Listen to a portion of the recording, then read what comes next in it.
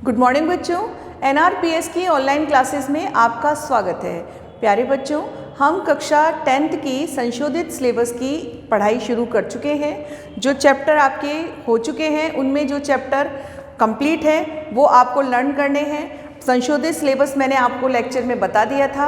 अब हम जो चैप्टर पढ़ रहे हैं वो है महावीर प्रसाद द्विवेदी द्वारा रचित एक निबंध स्त्री शिक्षा के विरोधी कुतर्कों का खंडन। बच्चों, इसके 2 लेक्चर हम पढ़ चुके हैं। अब आज हम जो पढ़ेंगे वो है हमारा तीसरा लेक्चर। हम पेज नंबर 56 से शुरू कर रहे हैं बच्चों। 55 तक हमने एंड कर लिया था।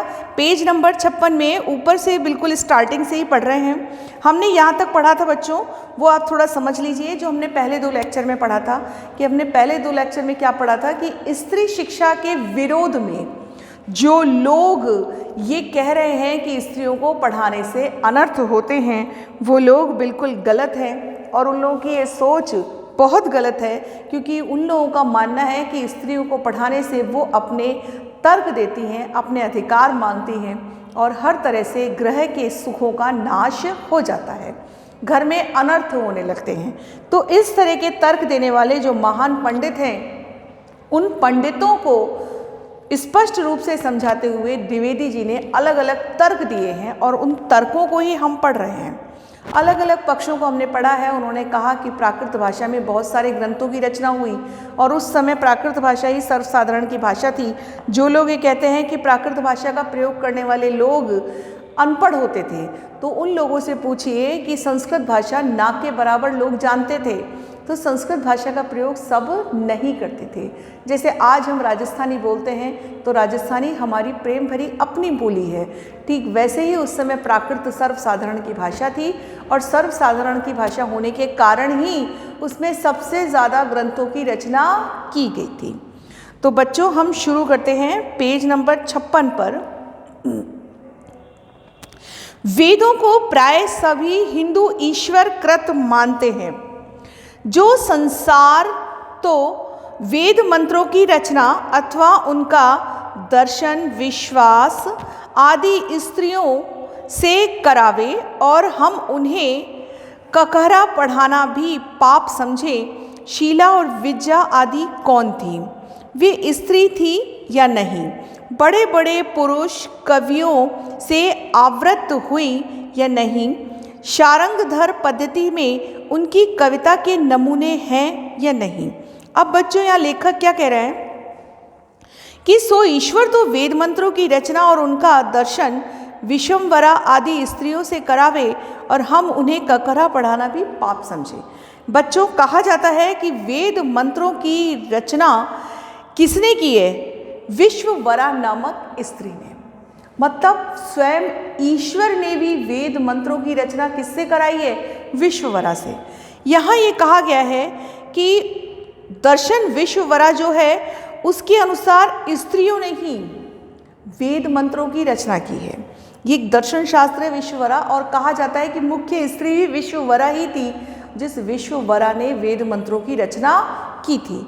तो ईश्वर स्त्री से वेद मंत्र बनवा सकता है, लेकिन हम स्त्रियों से वेद मंत्र पढ़वा नहीं सकते हैं, क्योंकि स्त्रियों के पढ़ने से वेद मंत्र दूषित हो जाते हैं। ये लोगों की एक गंदी सोच है, जिस सोच का खंडन ही यहाँ द्विवेदी जी ने किया है। तो द्विवेदी जी का क्या मानना है कि वो लोग कहते हैं कि ककहरा, और ककहरा का मतलब क्या होता है बच्चों? जैसे आपके हिंदी में आप जो पढ़ते हैं बच्चों, तो हिंदी में आपने पढ़ा होगा कि आपकी जो 12 खड़ी होती है, ठीक इसी प्रकार से जैसे आप 12 खड़ी पढ़ते हैं, वर्णमाला पढ़ते हैं, तो जो वर्णमाला पढ़ते हैं उन वर्णमाला में भी जैसे आपके शब्द आते हैं कि ऐसे अनार आसे आम, ऐसे ही ककहरा होता है। ककहरा का मतलब कि एक तरह से वर्णमाला का ज्ञान।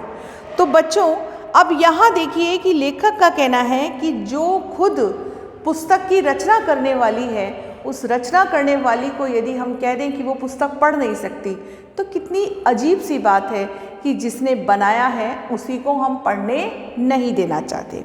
ये उदाहरण इन्होंने दिया है कि विश्वम्भरा दर्शन शास्त्र के अनुसार कहा जाता है कि स्त्रियों ने ही वेद मंत्रों की रचना की है और हम स्त्रियों को ही ककरा पढ़ने की इजाज़त नहीं देते, अर्थात स्त्रियां ही वर्णमाला का ज्ञान प्राप्त नहीं कर सकती। शीला और विद्या वो महान स्त्रियां थीं जिन्होंने तर्क वितर्क किए थे। वे स्त्री थी या नहीं थी, बड़े बड़े पुरुष कवियों से आवृत हुई या नहीं, मतलब बड़े बड़े पुरुष वर्गों को उन्होंने हरा दिया था।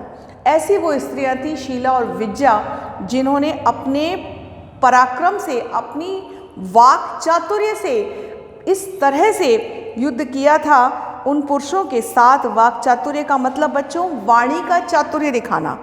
इस तरह से उन्होंने अपना दर्शन दिखाया कि उस दर्शन के आधार पर ही वो आज इतिहास में अमर हो गई है। तो लेखक का कहना है कि शीला और विद्या जैसी स्त्रियां जब अपने वाणी के प्रयोग से पुरुषों को हरा सकती हैं तो हम कैसे कह सकते हैं कि स्त्रियों को पढ़ाना उचित नहीं है। शारंगधर पद्धति में उनकी कविता के नमूने हैं या नहीं है। शारंगधर नामक जो पद्धति है उसमें भी स्त्रियों द्वारा रची गई कविता के नमूने दिखाई दे रहे हैं। ये बात स्पष्ट है कि उस समय भी उनकी कविता के नमूने जो स्त्रियों ने लिखे थे वो प्रकट होते हैं। कौन कहता है कि स्त्रियों ने कविता नहीं की थी? तो यहाँ ये बात ध्यान देने की है बच्चों कि जो भी चीज़ है, अब जैसे ये है कि तर्कशास्त्र क्या है, कि तर्क शास्त्रज्ञता, ये पीछे शब्द आया था तर्क शास्त्रज्ञता, यानी तर्क शास्त्र को जानने वाले। बच्चों शब्दार्थ भी साथ के साथ आप समझते जाएं क्योंकि शब्दों को समझना जरूरी है। तर्क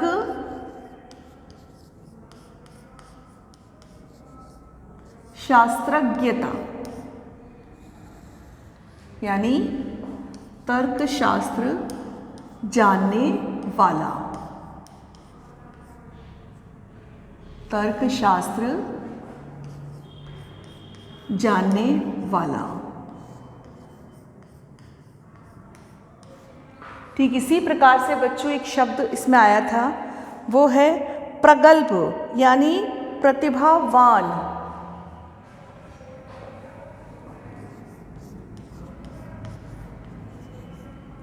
प्रगल्भ का मतलब है प्रतिभावान।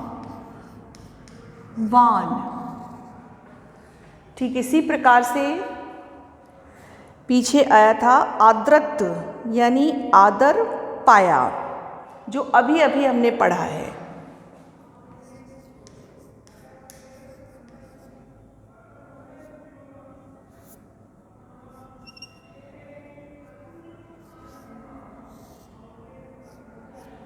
आदृत का मतलब है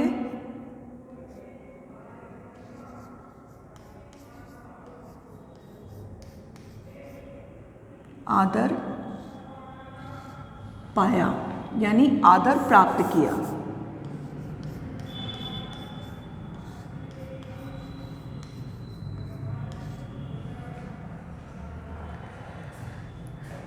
विज्ञ का मतलब होता है विद्वान, जानने वाला। विज्ञ जानने वाला, जानने वाला या विद्वान।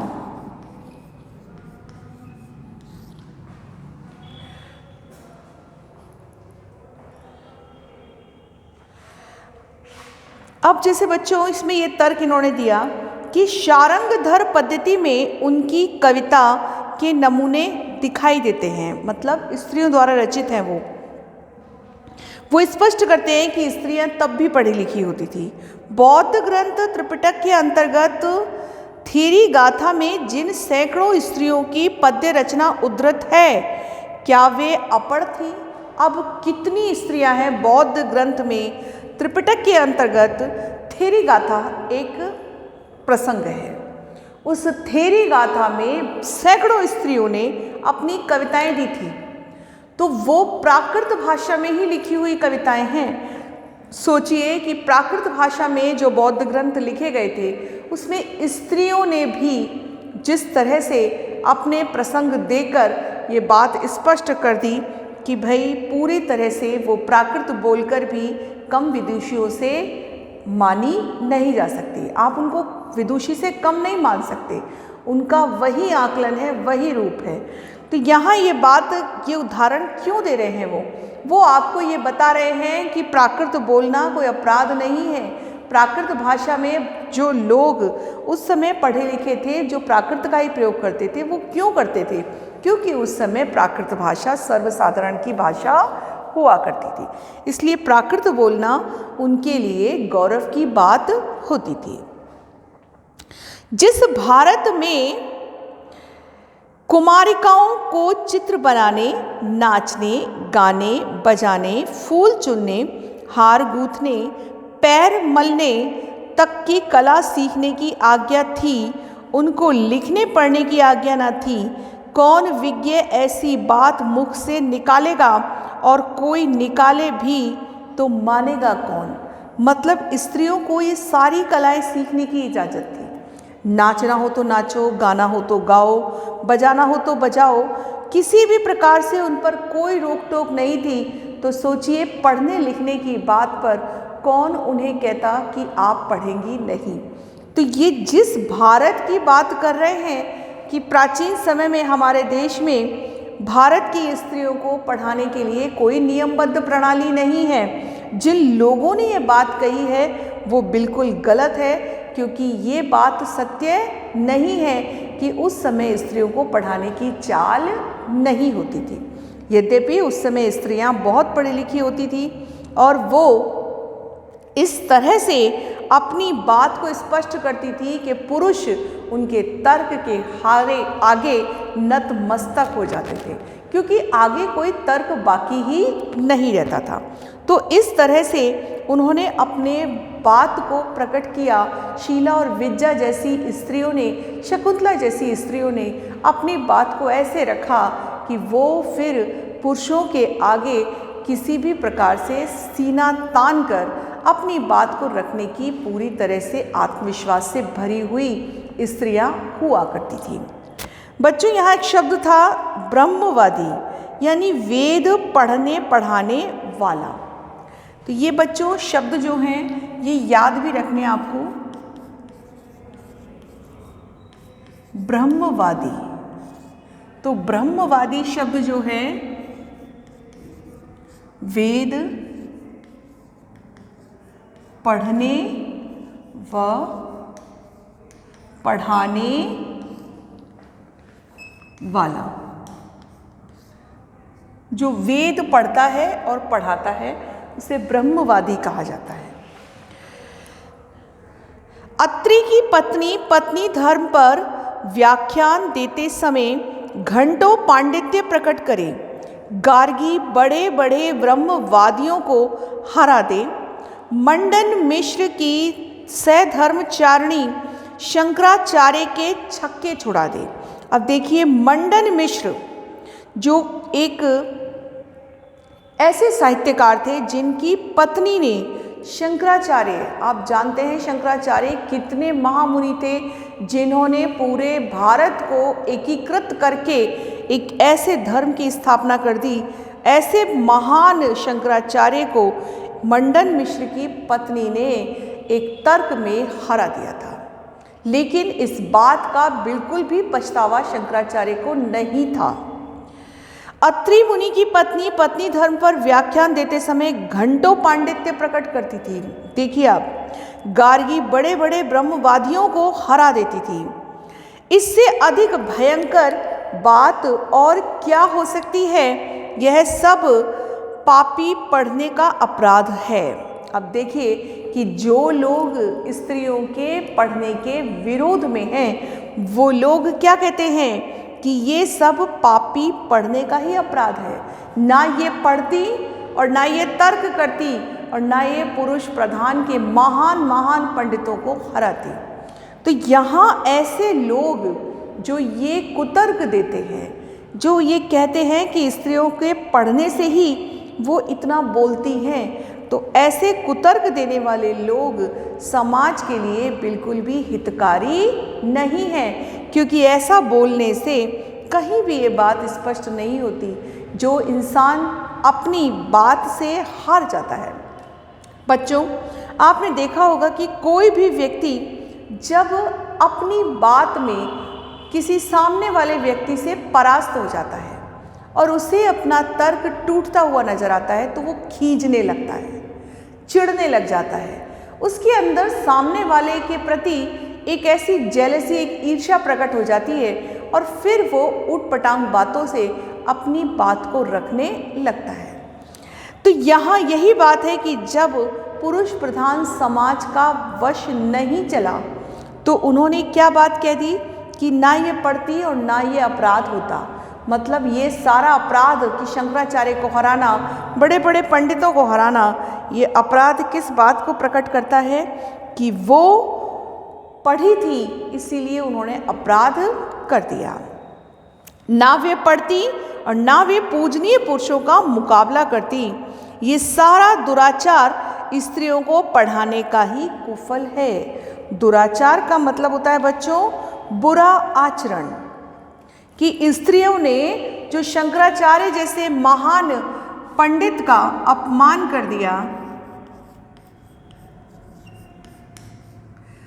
दुराचार यानी बुरा आचरण।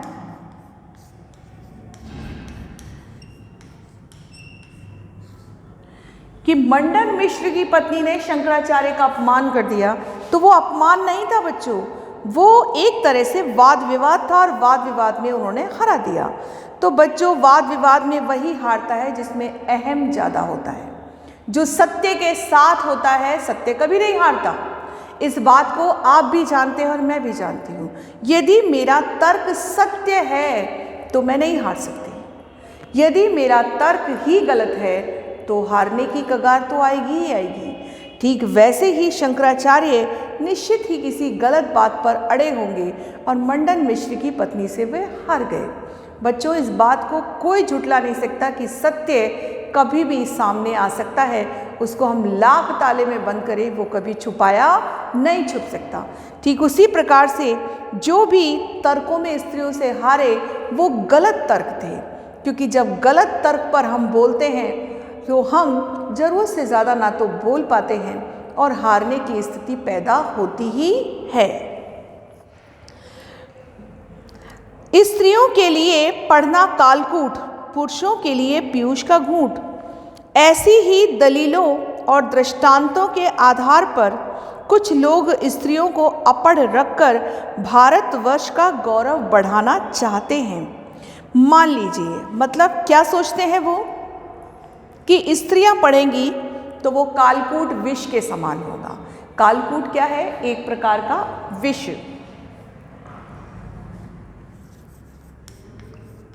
कालकूट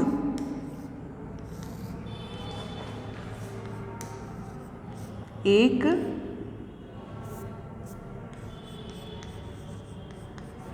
प्रकार का विष,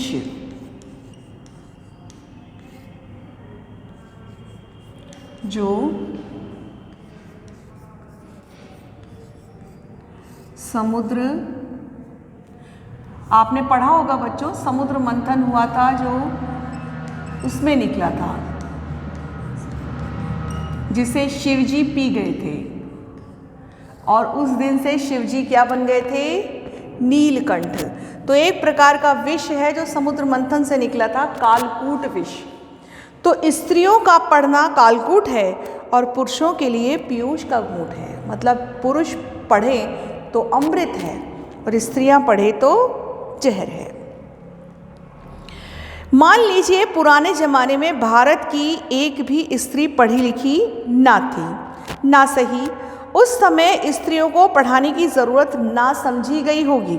अब लेखक क्या तर्क दे रहा है कि मान लेते हैं कि उस समय स्त्रियों को पढ़ाने की ज़रूरत नहीं थी, लेकिन आज है। आज बहुत सारी ऐसी चीज़ें हैं बच्चों जिसमें हमने परिवर्तन किए हैं। क्यों? क्योंकि समाज जो है वो समय की मांग के अनुसार यदि परिवर्तित हो जाता है, जो परंपराएं, जो रूढ़ियाँ समय की मांग के अनुसार परिवर्तित हो जाती हैं, वो रूढ़ी नहीं होती, वो परिवर्तन है, एक जागृति, एक जन जागरण है। ठीक उसी प्रकार से वो समाज फिर तरक्की करता रहता है।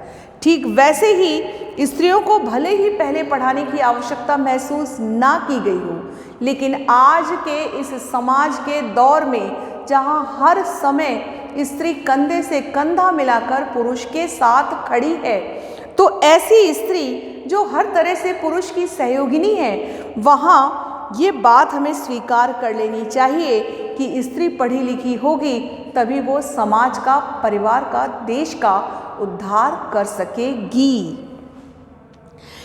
हमने सैकड़ों पुराने नियमों, आदेशों और प्रणालियों को तोड़ दिया है या नहीं, तो चलिए स्त्रियों को अपढ़ रखने की इस पुरानी चाल को भी तोड़ दें। हमारी प्रार्थना तो यह है कि स्त्री शिक्षा के विपक्षियों को क्षण भर के लिए इस कल्पना को अपने मन में स्थान न देना चाहिए कि पुराने जमाने में यहाँ की सारी स्त्रियाँ अपढ़ थीं अथवा उन्हें पढ़ने की आज्ञा न थी। जो लोग पुराणों में पढ़ी लिखी स्त्रियों के हवाले मांगते हैं, उन्हें श्रीमद् भागवत दशम स्कंध के उत्तरार्ध का 53वां अध्याय पढ़ना चाहिए। उसमें रुक्मिणी हरण की कथा है।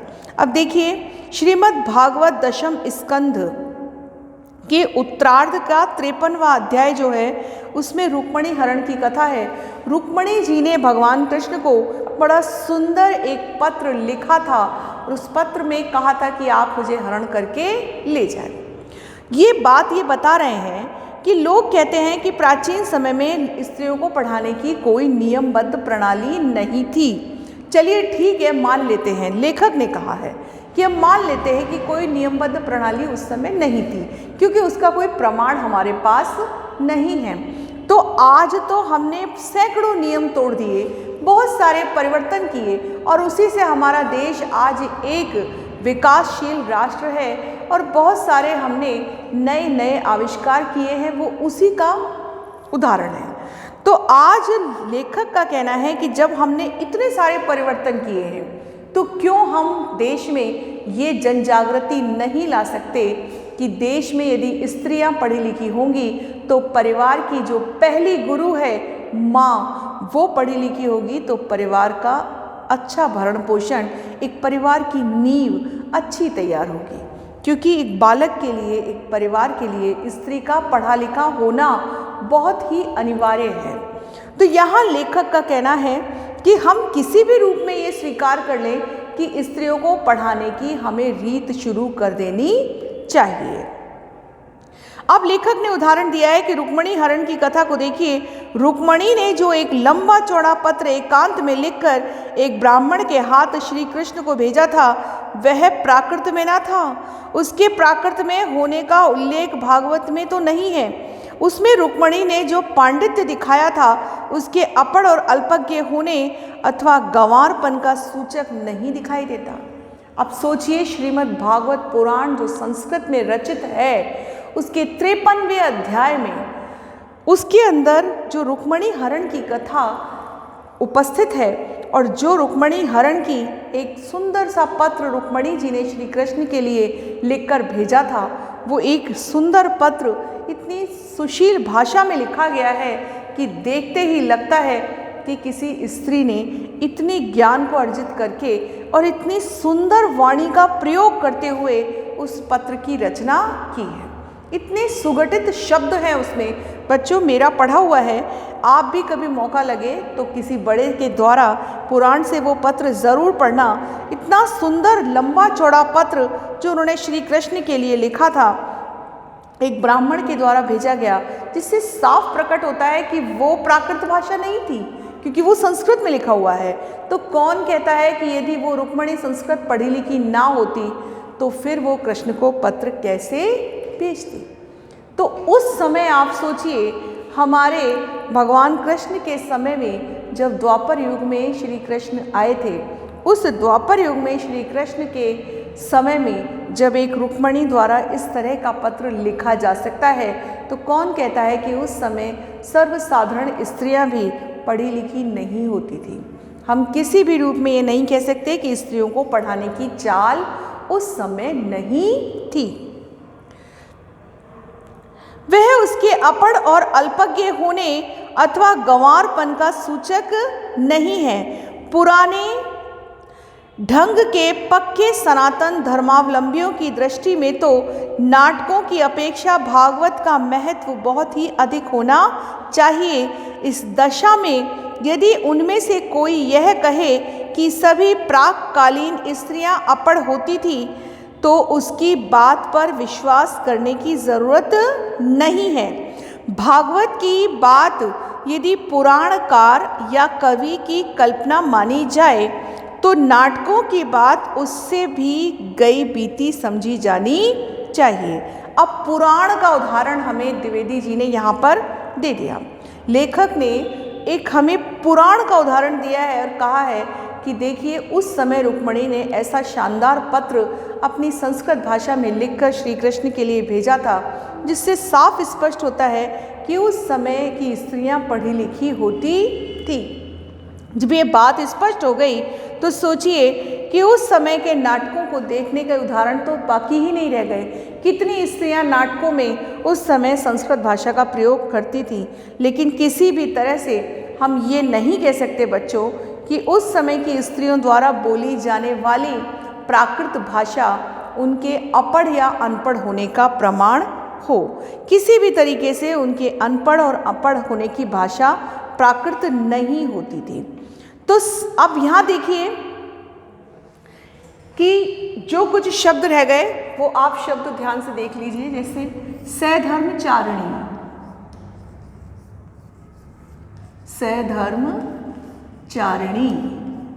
तो सधर्मचारिणी कौन होती है? पत्नी के लिए आता है, मतलब जो पत्नी है वो सधर्मचारिणी है। धर्म में साथ चलने वाली, उसको हम कहते हैं सधर्मचारिणी। ठीक इसी प्रकार से पीयूष का मतलब होता है अमृत।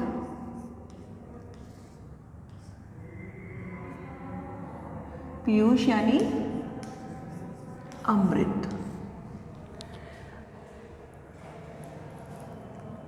दृष्टांत यानी उदाहरण।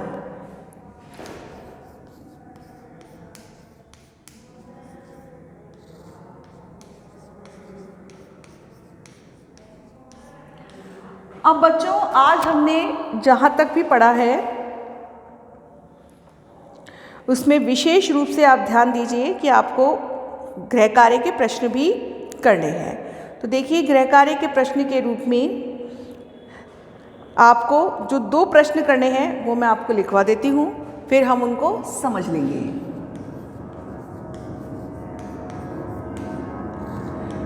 देखिए पहला प्रश्न है,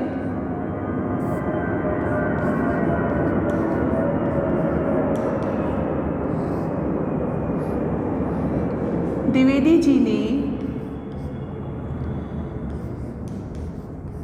स्त्री शिक्षा के पक्ष में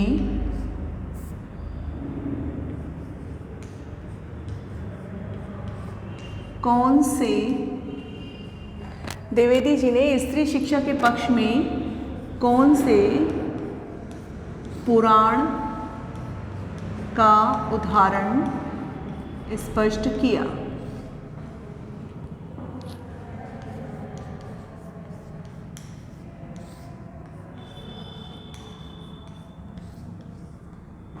दूसरा प्रश्न है बच्चों,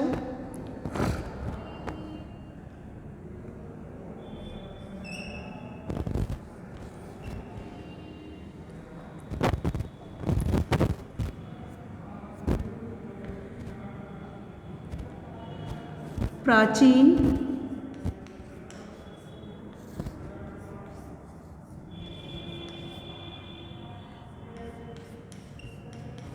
विदुषियों के नाम बताइए। अब इसमें प्राचीन विदुषियों के, बच्चों ये प्रश्न कई बार एग्जाम में आ चुका है, ये ध्यान रखिए। 1-1 नंबर के प्रश्न आते हैं बच्चों आपके बोर्ड में, और वो 1-1 नंबर के प्रश्नों में आपके ये क्वेश्चन कई बार आ चुका है, प्राचीन विदुषियों के नाम बताइए। तो अब तक जिन जिन स्त्रियों के नाम आ चुके हैं वो नाम याद रखिए। सीता, शकुंतला, शीला, विद्या, भारती, गार्गी, मैत्रेयी और रुक्मणी। तो ये जिन जिन के नाम आ चुके हैं बच्चों, हमें ये नाम प्राचीन स्त्रियों में लिखने हैं। फिर है द्विवेदी जी ने स्त्री शिक्षा के पक्ष में कौन से पुराण का उदाहरण स्पष्ट किया है।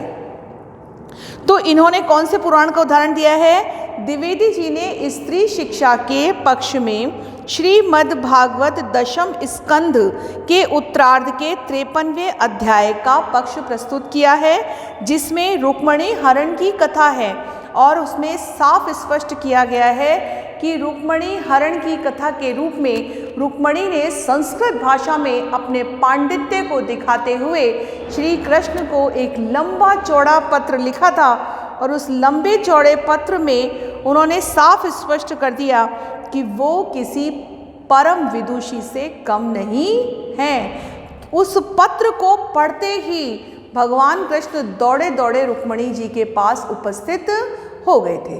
तो बच्चों, इस प्रकार से यहाँ लेखक ने हमारे श्रीमद् भागवत पुराण के ग्रंथ के आधार पर ये स्पष्ट कर दिया कि हमारी प्राचीन स्त्रियां विदुषी थी और कहीं भी कोई भी ये व्यक्ति उन पर आक्षेप नहीं लगा सकता कि वो पढ़ी लिखी नहीं थी या वो प्राकृत भाषा का प्रयोग करती थी, क्योंकि बहुत सारी स्त्रियां थीं जिन्होंने संस्कृत भाषा का प्रयोग करके अपने नाम को इतिहास में अमर कर दिया है और ये स्पष्ट किया है कि स्त्रियां किसी से कम नहीं हैं। तो बच्चों, आज हमने जो पूरा चैप्टर पढ़ा उस पूरे चैप्टर में हमने ये बात पढ़ी कि द्विवेदी जी ने अलग अलग तर्कों से ये बात स्पष्ट की। जहाँ मंडन मिश्र की पत्नी ने शंकराचार्य को परास्त किया, जहाँ अत्रि मुनि की पत्नी ने बड़े बड़े ब्रह्मवादियों को हरा दिया, रुक्मणी ने कृष्ण को अपने पास बुला लिया, जहाँ शकुंतला ने अपने दुष्यंत को परास्त कर दिया। बहुत सारी स्त्रियां जिनके उदाहरण देकर द्विवेदी जी ने ये बात स्पष्ट की कि वो प्राकृत बोलने वाली स्त्रियां भी जब संस्कृत का प्रयोग करती थी तो बड़े बड़े पंडितों को परास्त कर देती थी। और बच्चों, ये बात बिल्कुल सत्य है कि तर्क में हारने वाले पुरुष वही होते थे जो गलत बात पर, अपनी बात पर अड़ जाते थे। आज हम भी यदि सत्य का साथ दें तो कोई हमें परास्त नहीं कर सकता। तो स्त्रियां उस समय भी सत्य के लिए लड़ती थी और आज भी जो पढ़ी लिखी स्त्रियां हैं वो जन जागृति में आगे हैं। तो यहाँ लेखक ने कहा है कि हमें हर तरह से पुरानी नियमावली को तोड़कर नए समय और नए समाज के साथ आगे चलना चाहिए। तो बच्चों, आज हमने पेज नंबर 56 पूरा कर लिया। अब 57 जो है वो अगले लेक्चर में शुरू करेंगे। आज का लेक्चर यहीं समाप्त होता है। धन्यवाद।